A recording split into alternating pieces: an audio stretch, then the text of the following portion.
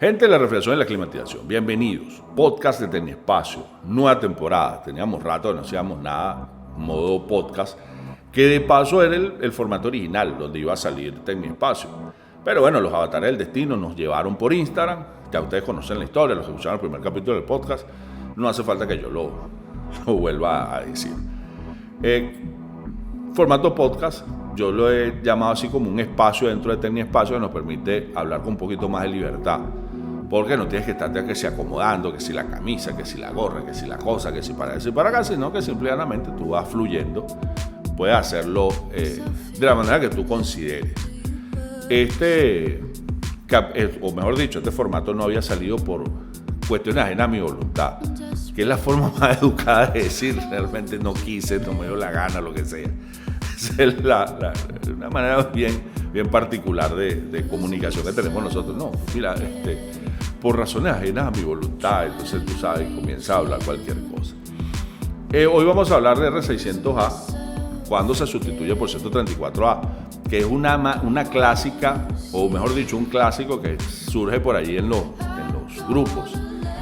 Hay gente que dice que lo hace de una manera extremadamente exitosa, cosa que yo no pongo en duda, pues no soy quien para andar juzgando el trabajo de nadie.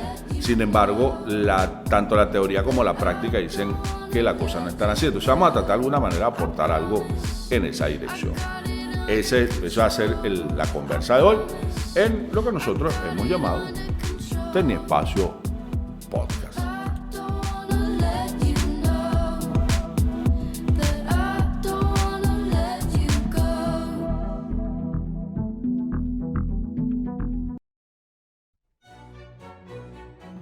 Pero antes de comenzar, vamos con la palabra del día, o sea, la frase del día, que es: el refrigerante es el vehículo que transporta el calor, y si lo agrego de manera correcta, va a ser el vehículo que transportará el dinero a mí. Esa palabra autosugestión, usted lo repite 3 veces por cada manguera de manómetro que usted tenga y el dinero llegará a su bolsillo de manera automática, porque nosotros tenemos que ser siempre positivos. Así que recuerden, esa es la frase del día, usted lo tiene que utilizar toda la mañana antes de salir. Usted toca la bombona así con la mano y repite esta frase varias veces.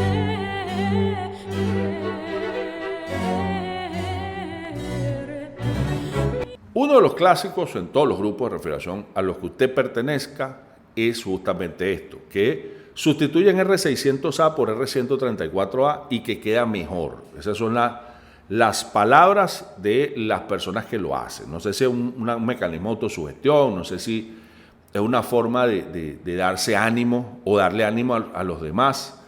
De verdad que no lo sé, pero yo puedo hablar desde mi experiencia.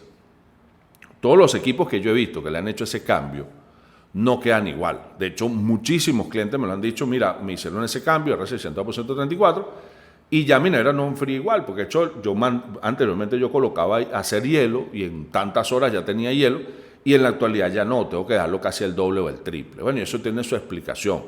A pesar de que hay muchas personas que dicen, porque también los he leído, los he escuchado en comentarios en redes sociales, que las dos neveras son iguales, que lo que cambia es el compresor, la verdad es otra. De hecho, hay una investigación que hace Danfoss, por ahí anda el PDF rodando, del 2012, donde ellos aclaran el tema. ¿Okay? Dice: mire, no señores, esto es totalmente distinto. Cuando tú investigas un poco más te das cuenta que hasta la superficie del evaporador y la superficie de transferencia de calor del condensador son también diferentes. Se reduce de 134 a R600A entre 20 hasta un 50% menos. Y esto es lógico, porque si estás utilizando un tercio de la carga, porque la misma nevera que utilizaba anteriormente 250 gramos de R134A, hoy en día utiliza menos de 80, 70 gramos de R600A. Entonces, obviamente, ya no necesitas tanta área de transferencia, porque la cantidad de calor que puede absorber este refrigerante es muchísimo mayor. Y si absorbe mayor cantidad de calor, puede también repeler mayor cantidad de calor en menos espacio. Entonces, si tú vas a cambiar el compresor R600A por uno R134A, tú tienes que tomar en consideración esos aspectos, que ya no tienes el mismo tamaño de condensador y no tienes el mismo tamaño de evaporador. De hecho, el capilar es diferente, porque el capilar es más grueso y más corto. Eso ya, mire, de verdad, o sea, yo tuve la oportunidad de estar en una fábrica, yo vi todo eso, me mostraron las diferencias, o sea, los kits Eso viene como empaquetado y de verdad es muy diferente. Y de hecho esa es la razón por la cual casi todos los fabricantes se están decantando por hacer equipos R600A, más allá de las regulaciones, que si los equipos monoblock no pueden tener PSA mayor a 150, la realidad es que está haciendo un equipo más pequeño, donde gastas menos material, y entre los materiales que gastas menos está el refrigerante. Entonces, obviamente para el fabricante va a ser mucho mejor fabricar nevera R600A porque es más rentable que fabricar neveras de R134A. Entonces no podemos pensar que es lo mismo. Por esa razón, el otro día alguien me preguntaba que cuál era el mecanismo más idóneo para hacer esa selección, para seleccionar el compresor y tal. Porque es cierto, hay muchísimos lugares donde no se consigue el compresor R600A. Y obviamente no va a dejar a la persona sin nevera, a esperar que sabrá Dios qué ocurre, qué fenómeno ocurre y aparezca un compresor. Entonces, ahí comienza el problema para el técnico. ¿Qué compresor compro? ¿Qué compresor le digo al cliente que compre? ¿Qué compresor instalo? Para hacer una instalación lo mejor posible. Ya estoy haciendo una adaptación que per se no es compatible, porque ya sé que el R600A utiliza menos superficie de transferencia de evaporador, menos superficie de transferencia de condensador, y eso es mi limitante, además que el capilar es diferente. Entonces, ¿cómo hacer la selección del compresor? Ahí es donde comienza, de verdad, el criterio, o mejor dicho, debería prevalecer el criterio técnico para poder hacer esa selección.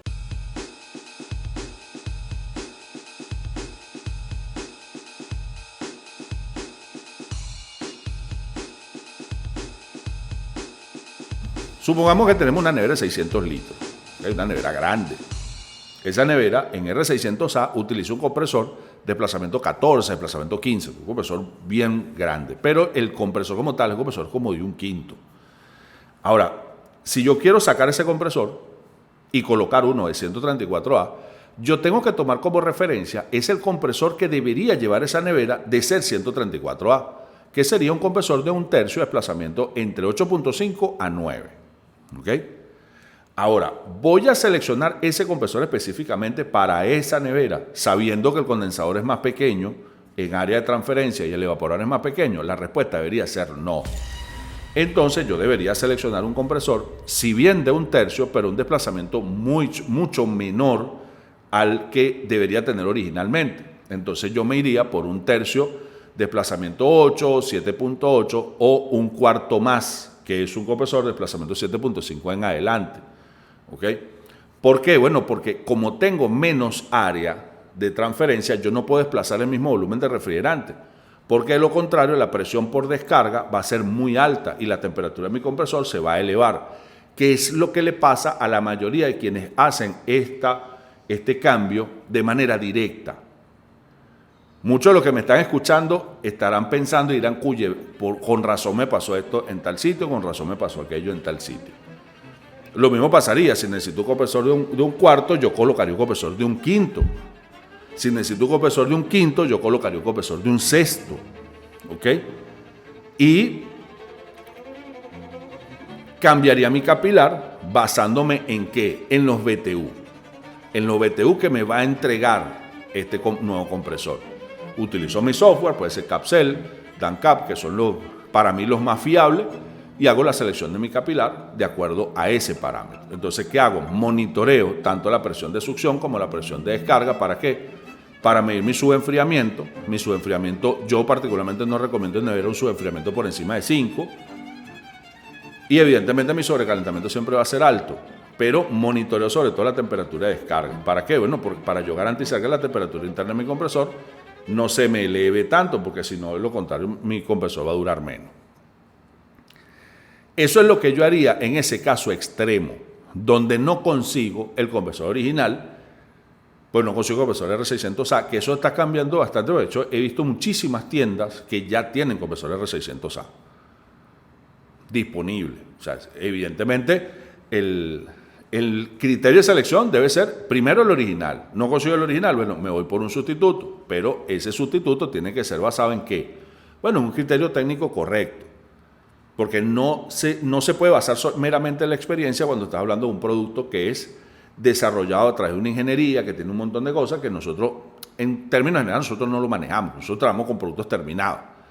Pero al menos nosotros deberíamos de pensar un poco, mira, vamos a hacer esa selección de acuerdo a este parámetro particular para tratar de acercarme en lo más posible a lo que era el funcionamiento original de esa nevera, dándole durabilidad al compresor.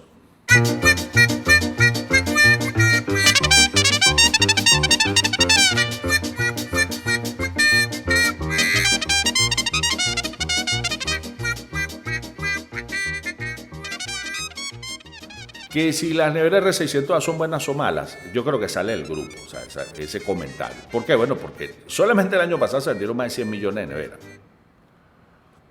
Y van a seguir fabricando, porque de hecho lo que ha ocurrido es que han cerrado fábricas de R134A.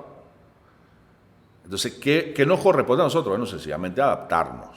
Adaptarnos porque para el mercado, que nosotros no lo manejamos, el nivel de rentabilidad mayor lo tienen con R600A, entonces van a seguir fabricándolo. Bueno, sencillamente, están tomando como referencia las limitaciones medioambientales. Entonces, o nos adaptamos o salimos del juego, una de dos. Y aquí yo tomo, mira, lo que se me viene a la mente es cuando salió el R12. El R12, cuando fue sustituido por 134A, la resistencia también era gigantesca y todo el mundo decía que eso no iba a servir para absolutamente nada. Y hoy en día quieren utilizar el 134A, mira, para absolutamente todo.